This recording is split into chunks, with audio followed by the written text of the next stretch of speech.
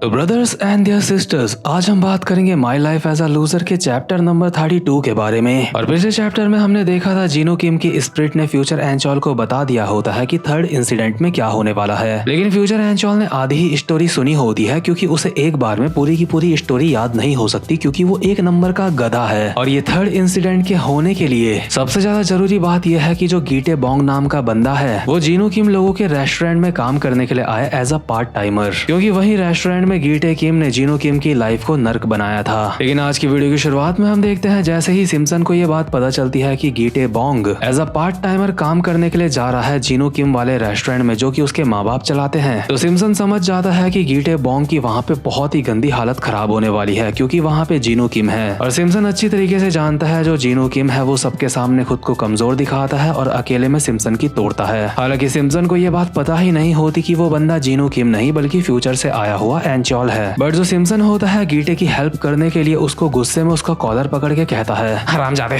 मत कर वो काम, तुझे वो काम नहीं करना चाहिए। अगर तू चाहता है कि तेरी हालत मेरी जैसी ना हो तो वो काम मत कर, तुझे उस हरामजादे के आसपास भी नहीं भटकना चाहिए। देख मेरी बात मान, मैं तेरे भले के लिए बोल रहा हूँ। लेकिन जो फ्यूचर एंचोल होता है अपने रेस्टोरेंट में सपने सजा के बैठ रखा होता है कि गीटे बोंग यहाँ पे कब आएगा। उसने तो गीटे बोंग के नाम का एप्रॉन भी बना दिया होता है पहले से ही, लेकिन यहाँ पे गीटे बोंग नहीं आ रहा होता है और चीजें बिल्कुल प्लान के हिसाब से बहुत अलग चल रही होती है एंचोल के। और ये सब कुछ देख के जीनो की स्पिरिट को मजा आ रहा होता है और वो हंसते हंसते कहता है तू तो मेरी ही तरह एक लूजर है। मैंने तुझे कहा था ना कि पास्ट में तुझे ज्यादा छेड़छाड़ नहीं करनी चाहिए। अब बोल हरामजादे, तेरा इस बारे में क्या कहना है? तेरे हिसाब से कुछ भी नहीं चल रहा है। ये सब कुछ तेरी बेवकूफियों की वजह से हो रहा है क्योंकि तूने सिम्पसन को अपना जासूस बनाया था। लेकिन तुझे ये बात अच्छी तरीके से पता होनी चाहिए कि सिम्पसन और गीटे एक दूसरे के बहुत ही अच्छे दोस्त हैं हरामजादे।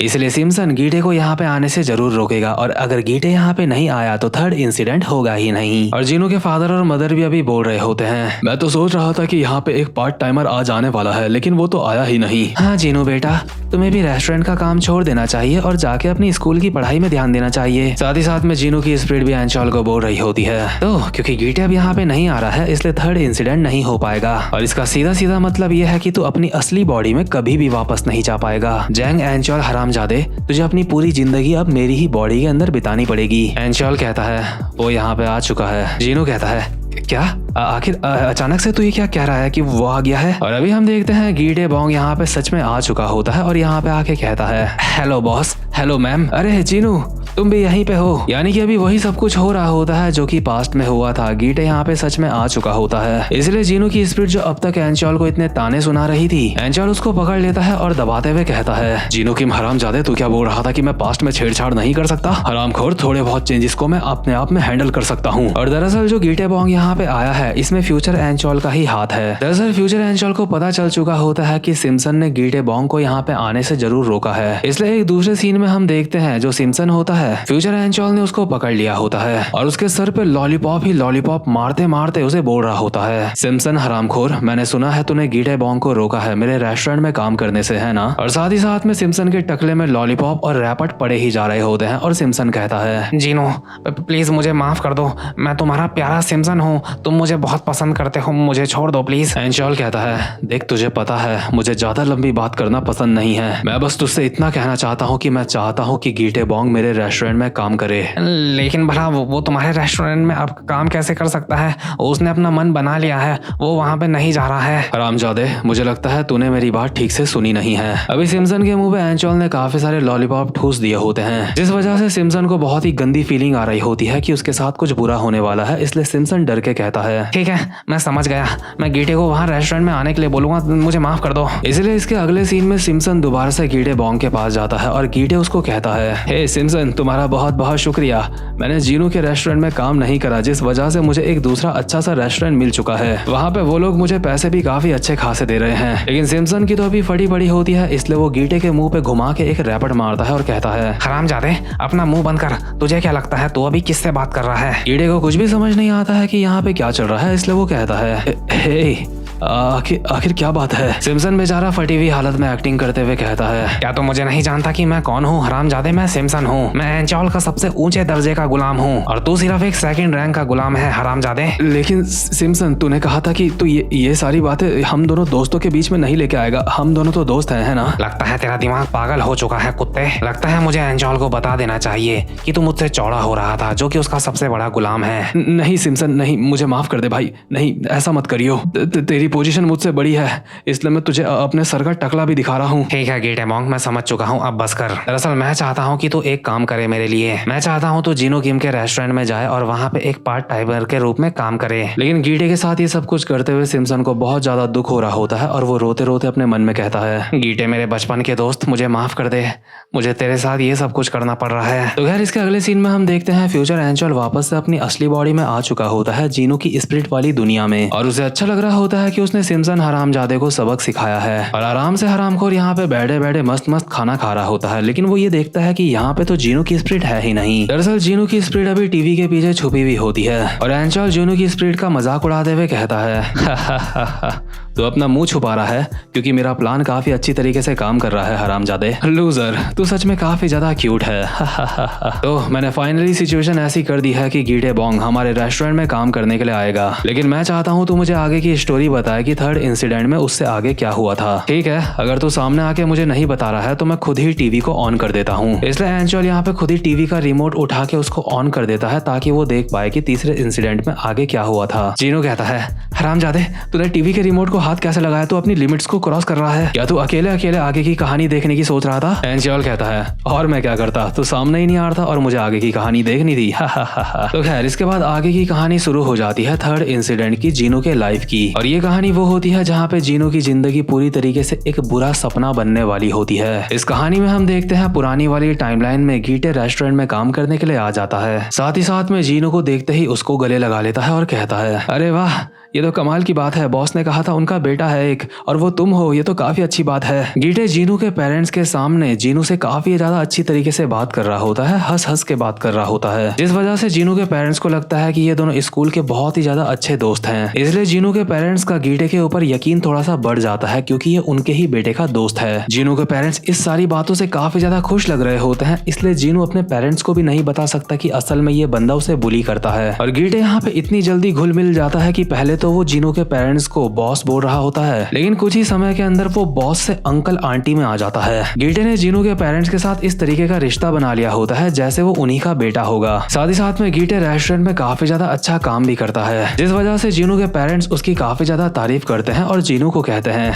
जीनू, गीटे सच में काफी ज्यादा कमाल का है और उसकी आवाज भी काफी ज्यादा अच्छी है ना? लेकिन जीनू को गीटे की सच्चाई पता होती है कि ये बंदा एक नंबर का हरामखोर है, लेकिन उसके बावजूद भी वो अपना मन मार के कहता है, हाँ आपने बिल्कुल सही कहा। लेकिन जीनू के पेरेंट्स को इस बात का बिल्कुल भी अंदाजा नहीं होता कि जब वो दोनों आसपास नहीं होते हैं तो गीटे उनके बेटे को उड़ा उड़ा के मारता है, और वो भी सिर्फ स्कूल में ही नहीं, रेस्टोरेंट के अंदर भी मारता है, वॉशरूम में ले जाके। और हम देखते हैं गीटे जीनू को मारते मारते कहता है, हरामजादे, तू देख रहा था ना मैं चिकन फ्राई कर रहा था, तो मेरी मदद करने नहीं आ सकता था वहाँ पे? इसलिए अगले दिन से जो जीनू कभी भी रेस्टोरेंट में चिकन फ्राई नहीं किया करता था, क्योंकि उसके पेरेंट्स उसको बोलते थे कि तुझे तो पढ़ाई में ध्यान देना है, तू ज्यादा इस बारे में मत सोच। अगले दिन से जीनू खुद ही अपनी मर्जी से चिकन को फ्राई करने लगता है और उसके पेरेंट्स ये देख के काफी ज्यादा हैरान होते हैं, लेकिन जीनू उनको कहता है, अरे इसमें कोई भी हैरानी वाली बात नहीं है, मुझे चिकन फ्राई करना बहुत अच्छा लगता है। वो अब भी अपने पेरेंट्स को सच्चाई नहीं बताता, क्योंकि अगर उसने अपने पेरेंट्स को सच्चाई बता दी और उनको पता चल गया कि उनका बेटा इतनी बुरी जिंदगी जी रहा है तो वो बहुत ज्यादा दुखी हो जाएंगे। और इसी के साथ गीटे ने धीरे धीरे करके अपने हरामखोरी को बढ़ाना स्टार्ट कर दिया होता है रेस्टोरेंट में। वो काम तो यहाँ पे ठीक ठाक कर ही रहा होता है, साथ में जीनू के पेरेंट्स का विश्वास भी जीत रहा होता है। वो कभी कभी जीनू के पेरेंट्स की कुछ मामलों में मदद भी कर देता है, जैसे कि अकाउंटिंग में। और अगर जीनू की मदर कोई सामान उठा रही होती है तो वो उनसे सामान ले लेता है और कहता है कि आपको ये करने की जरूरत नहीं है, मैं हूं ना। और तुम जरा सोच के देखो कि कोई इंसान ऐसा है जिसने तुम्हारी जिंदगी नर्क बना दी है, तुम उसकी शिकायत अपने पेरेंट्स से भी नहीं कह सकते। और उल्टा तुम्हारे पेरेंट्स उस इंसान को अपने बेटे की तरह प्यार करते हैं। जीनू बेचारे के साथ अभी यही हो रहा होता है। इसके बाद एक अगले सीन में हम देखते हैं रेस्टोरेंट में जो एक कस्टमर बैठा हुआ होता है उसके चिकन में एक बाल आ जाता है, इसलिए वो गुस्से में यहाँ पे चिल्ला के रेस्टोरेंट के ओनर को बुला रहा होता है। लेकिन उसके सामने आ जाता है गीटे और उसको कहता है, हेलो, रेस्टोरेंट का ओनर मैं ही हूँ। लगता है चिकन फ्राई करते हुए मुझसे थोड़ी सी गलती हो गई होगी। हमारे रेस्टोरेंट की गलती की वजह से मैं आपको खाने के कुछ एक्स्ट्रा पीसेस दे रहा हूँ। इसके बाद गीटे जीनू के फादर के पास जाता है और कहता है, अंकल मुझे माफ करना, मैं नहीं चाहता था कि वो कस्टमर आपके ऊपर गुस्सा करे, इसलिए मैं वहाँ पे चला गया और मैंने झूठ बोला कि मैं यहाँ का ओनर हूँ और जो मैंने उस कस्टमर को खाने के एक्स्ट्रा पीसेस दिए हैं आप उसके पैसे मेरी सैलरी से काट सकते हो। जीनू के फादर कहते हैं, अरे नहीं बेटा नहीं, तुम कैसी बातें कर रहे हो, मैं तुम्हारी सैलरी से तुम्हारे पैसे कैसे काट सकता हूँ। एक तरीके से गीटे इस रेस्टोरेंट का स्टार बन चुका होता है और जो चिकन में बाल आया था वो सब सोच रहे होते हैं कि जीनू का होगा, लेकिन वो बाल असल में गीटे हरामखोर का ही होता है। इसलिए जीनू के पेरेंट्स जीनू को प्यार से कहते हैं, बेटा थोड़ा ध्यान से काम करो अगर तुम काम कर रहे हो तो। इसके अगले सीन में हम देखते हैं गीटे चिकन पेलते पेलते जीनू को कहता है, अबे ओए जीनू हरामजादे, जाके अपने बाप से बोल कि मेरी सैलरी बढ़ा दे। और क्योंकि पूरा रेस्टोरेंट धीरे धीरे करके गीटे के ही हाथ में आ चुका होता है, वही उसे हैंडल कर रहा होता है, इसलिए रेस्टोरेंट के रिव्यूज काफी ज्यादा बेकार होने लगते हैं। कभी चिकन में खून लगा हुआ होता है, कभी चिकन के पीसेस पूरे नहीं होते और ये सब कुछ हो रहा होता है गीटे हरामखोर की वजह से। और ये चीज जीनू के लिए सबसे ज्यादा दुख भरी होती है क्योंकि अब तक तो वो सिर्फ खुद परेशान हो रहा था, लेकिन अब उसके पेरेंट्स का ये जो प्यारा सा बिजनेस है उसमें भी फर्क पड़ रहा है उसकी वजह से, उसके मतलब जानने वालों की वजह से जो उसको बुली करते हैं। लेकिन उसके बावजूद भी जीनू की हिम्मत नहीं होती गीटे को कुछ कहने की, उल्टा वो गीटे को कहता है, ए गीटे तो तुम चाहो तो चिकन के और भी पीस खा सकते हो। गीटे कहता है, हरामजादे, जो चाहता है कि मैं शुल्की की तरह मोटा हो जाऊं खा खा के, लगता है तेरी जबान कुछ ज्यादा ही चलने लगी है। क्या तू चाहता है कि मैं तेरे माँ बाप को बता दूं कि स्कूल में तेरी कैसी हालत खराब करते हैं हम लोग? क्या तेरे माँ बाप को बता दूं तो स्कूल में कितना बड़ा गधा है? और जीनू गधे के पास सच में बिल्कुल भी हिम्मत नहीं होती है सारी की सारी बातें उसके माँ बाप को बताने की, क्योंकि वो अपने माँ बाप को बिल्कुल भी दुखी नहीं देखना चाहता। इससे पहले कि जीनू की स्पिरिट फ्यूचर एंचोल को और ज्यादा कहानी बताती, फ्यूचर एंचोल जीनू की स्पिरिट को रोक देता है और कहता है, बस बहुत हुआ, मैंने सब कुछ सुन लिया है, लेकिन अगर मैं ज्यादा सुनूंगा तो याद नहीं रख पाऊंगा। अब जल्दी कर, मुझे तेरी बॉडी में वापस भेज, इससे पहले कि मैं ये सारी की सारी बातें भूल जाऊं। जीनू कहता है, सच में तू एक नंबर का गधा है, ठीक है वापस चला जा। तो खैर फ्यूचर एंचोल वापस से आ चुका होता है जीनू किम की बॉडी के अंदर और इस समय वो वक्त चल रहा होता है जब गीटे इनके रेस्टोरेंट में पहली बार आया था और वो जीनू को गले लगा रहा होता है, यानी कि फ्यूचर एंचोल को। और एंचोल अपने मन में कहता है, ठीक है हरामजादे गीटे बोंग, आजा हिस्ट्री को दोबारा से शुरू करते हैं। तो मेरा सबसे पहला काम यहाँ पे ये है कि जीनू के पेरेंट्स को ये लगना चाहिए कि गीटे काफी ज्यादा अच्छा इंसान है और काफी मेहनती है, क्योंकि पास्ट में भी ऐसा ही हुआ था, है ना?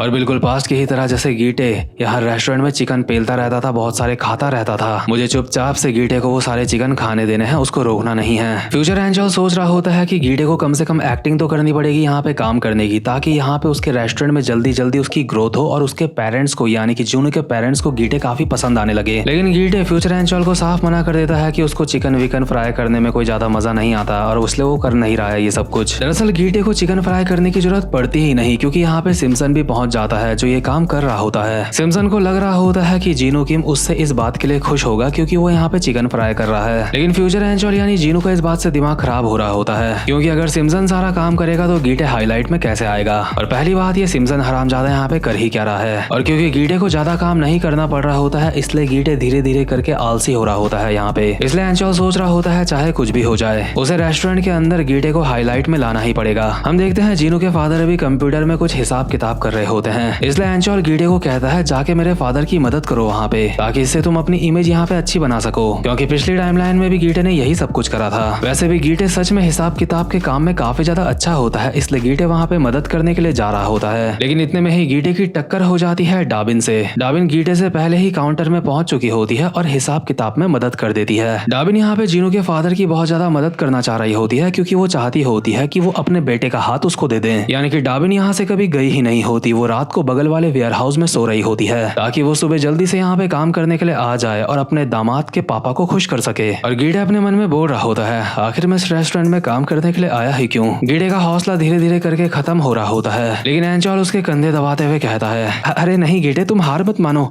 अभी बहुत सारे काम है जो तुम कर सकते हो? अरे तुम तो खाना भी सर्व कर सकते हो ना, इससे तुम काफी ज्यादा अपना अच्छा नाम बना सकते हो यहाँ पे। गीटे कहता है नहीं, मुझे नहीं लगता कि मैं खाना भी यहाँ पे सर्व कर सकता हूँ, और ऐसा इसलिए होता है क्योंकि यहाँ पे जिनशॉल भी आ चुकी होती है और खाना सर्व करने का काम वही लड़की कर रही होती है। इस वजह से गीटे का हौसला और ज्यादा कम हो जाता है और उसको लग रहा होता है कि आखिर वो यहाँ पे काम ही क्यों कर रहा है, उसको तो कुछ करना ही नहीं पड़ रहा है। मतलब कि गीटे यहाँ पे अपना बिल्कुल भी दबदबा नहीं बना पा रहा होता है पिछली टाइमलाइन की तरह। फ्यूचर एंचॉल गीटे को बहुत ज्यादा हिम्मत देने की कोशिश करता है लेकिन कुछ भी काम नहीं आ रहा होता। लेकिन अभी बिल्कुल पिछली टाइमलाइन की ही तरह यहाँ पे एक कस्टमर के खाने के चिकन में बाल निकल आता है, और पिछली टाइमलाइन में गीटे ने जैसे इस सिचुएशन को हैंडल करा होता है, अगर वो यहाँ पे ऐसा कर दे तो उसका नाम यहाँ पे अच्छा खासा बन सकता है और जो जीनू के फादर है वो काफी ज्यादा खुश हो सकते हैं। एंचॉल गीटे को कहता है जा, अभी तेरे पास मौका है, तो यहाँ पे अपना नाम बना सकता है रेस्टोरेंट के अंदर। लेकिन गीटे के वहां पे पहुंचने से पहले ही शुल्गी वहां पे पहुंच जाता है, जो कि कस्टमर से झुक के बहुत ही प्यार से माफी मांगता है, और शुल्गी के इस तरह से माफी मांगने की वजह से कस्टमर पिघल जाता है और उसको माफ कर देता है। जीनू के सारे दोस्त सोच रहे होते हैं यहाँ पे वो जीनू की मदद कर रहे हैं, लेकिन ऐसा नहीं है। और पिछली टाइमलाइन में तो गीटे ने इस रेस्टोरेंट को काफी ज्यादा बेकार बना दिया होता है, लेकिन इस टाइमलाइन में जीनू के दोस्तों की वजह से ये रेस्टोरेंट काफी ज्यादा अच्छा चल रहा होता है, जिस वजह से एंचॉल का और ज्यादा दिमाग खराब होने लगता है कि आखिर साला ये सब कुछ क्या चल रहा है। लेकिन असली मुसीबत तो अभी आना बाकी होती है। जो जीनू के फादर होते हैं वो गीटे को जॉब से निकाल देते हैं, क्योंकि उन्हें लग रहा होता है कि गीटे यहाँ पे कुछ भी काम नहीं कर रहा है, और जीनू के जो बाकी के दोस्त है वो यहाँ पे काम काफी ज्यादा अच्छी तरीके से कर रहे हैं। गीटे रेस्टोरेंट वाले कपड़े उतार के अभी यहाँ से जाने वाला होता है, और एंचॉल की हालत अभी काफी ज्यादा खराब होती है, क्योंकि अभी गीटे यहाँ से चला गया तो थर्ड इंसिडेंट नहीं होगा। इसलिए एंचॉल सोच रहा होता है उसे चाहे कुछ भी हो जाए ये सब कुछ होने से रोकना होगा, और बड़ी मुश्किल से उसके दिमाग में अभी एक आइडिया आता है। एंचॉल कुछ देर के लिए रेस्टोरेंट से गायब हो जाता है। उसके पेरेंट्स सोच रहे होते हैं कि आखिर उनका बेटा कहाँ गया,